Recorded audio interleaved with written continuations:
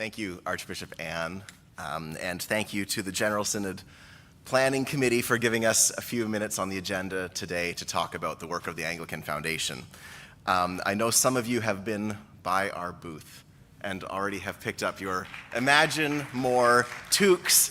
If you have it with you and want to put it on right now, while we imagine more about the future of the church, I would welcome you to do that, and I thank Bishop David for having taken the lead with that already today. The video you've just seen introduced you to some of the people who are making a difference at the Anglican Foundation of Canada. Visionary leaders and creative collaborators who are shaping a more hopeful vision for our church. The intention of this video is to impress upon you that AFC is not some abstract, distant concept, but we're grounded in deep relationships with you, with the church. This morning I want to talk about what AFC's hopeful vision for the church is, what it looks like in practice, and how listening to you, to diocesan leaders, to parish champions, to youth workers and donors, how all that has helped to shape and sharpen our purpose and to align our programs to meet real and pressing needs. My hope is that through this presentation, you'll have a clearer vision of what AFC is doing, how we are, in fact, investing in the church of tomorrow today. And I hope that you will feel encouraged in the knowledge that AFC is your partner in ministry, your collaborator in generosity, and your ally in innovation. So let's talk about that hopeful vision in practice and what that means. The first thing we can talk about is the growth of AFC's granting program over these past years. When I became executive director of AFC in 2021, my first priority was to strengthen our grants program, making it accessible, streamlined, and generous. We redefined our granting impact zones. We increased the diocesan quota. We launched a centralized application portal with model applications and tips for success.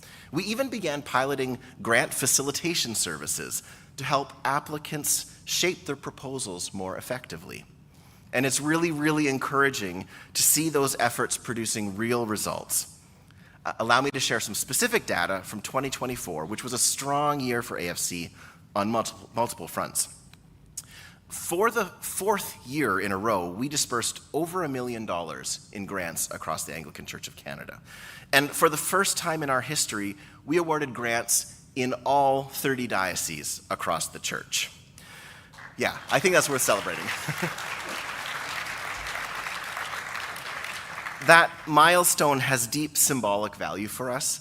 It reinforces AFC's role as a national foundation. Our goal is not to be over there in some ivory tower apart from the work of the church, but to be right there in your local ministry efforts. Our granting portfolio continues to evolve. In 2024, community ministries and diverse infrastructure were tied in terms of total disbursements, each receiving $380,000 and together making up about 70% of our granting profile. And this parity between ministry and infrastructure says a lot about how we have evolved as an organization over the years. One of the boldest moves we've made in recent years is the introduction of Category C grants of up to $50,000 for strategically significant high-impact projects. From culturally grounded leadership training in the Arctic, to innovative community ministries in Huron and Kootenay, to crucial infrastructure projects in Yukon and Moosonee, and to reconciliation work in the islands and inlets. These Category C grants have been a catalyst for change across the church. They have allowed communities to think bigger, to dream, and to build with confidence in the future. And that is really what we mean about investing in the church of tomorrow today. I'd like to shift our hopeful vision for a moment to how AFC is leading in innovation in the church today as we continue to imagine more and share this hopeful vision for the church. So let's start with Say Yes to Kids. Now in its fifth year, Say Yes to Kids has become more than a partnership fundraising campaign. It is a national movement that has helped to launch dozens of new programs across a range of impact zones, including faith formation, arts and education, outdoor recreation, and health and well-being. In 2025, right now, 30 teams are participating in this effort with a combined goal of $150,000, and I'm delighted to say that as of yesterday, we were over $128,000 towards this goal. So thank you to everyone who supported it.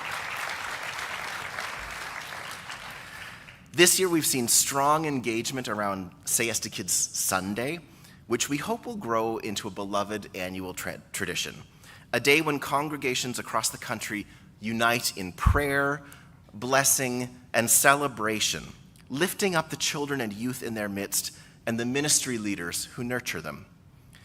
In a church that is often hungry for signs of vitality, Say Yes to Kids offers us an opportunity to proclaim with joy and conviction that we are a community that cherishes our young people, not only as the future of the church, but as its vibrant present.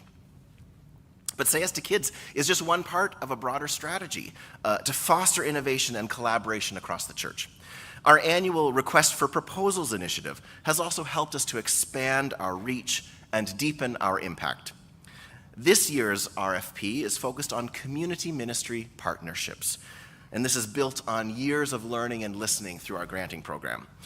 Across Canada, we are seeing more parishes stepping outside their walls, forming partnerships with schools, with nonprofits, with Indigenous organizations and other faith groups to address local needs. And the goal of this RFP is to encourage and resource exactly that kind of collaboration and that shared vision and leadership, which can lead to sustainable projects. We're asking applicants not only to propose good projects, but to tell us the relationships that they are building outside the walls of their church. How are they showing up in their communities? Who are they working alongside? And what does mission look like in practice when it's rooted in that kind of mutual trust, which is so often hard to find? The response has been very encouraging so far, and this application window is open until October 1st, and we look forward to receiving those applications and considering them this fall. One of the latest expressions of AFC's innovative leadership has been our work with the Diocese of Algoma to set up and establish the Anne Germond Legacy Fund. This fund was created in honor of Archbishop Anne's faithful Episcopal ministry, and it's a fund that's held by the Anglican Foundation. This is more than just a financial vehicle. It's a structural commitment to ensuring a fully resourced Episcopal presence in that diocese for generations to come. Equally important, this process that we've engaged with the diocese has served as a sort of pilot project that AFC can now partner directly with dioceses to co-create legacy fund initiatives that will meet local needs. The learnings from that partnership are already informing conversations with other dioceses about how AFC can function as a trusted fund holder and a long-term collaborator in sustainable diocesan development.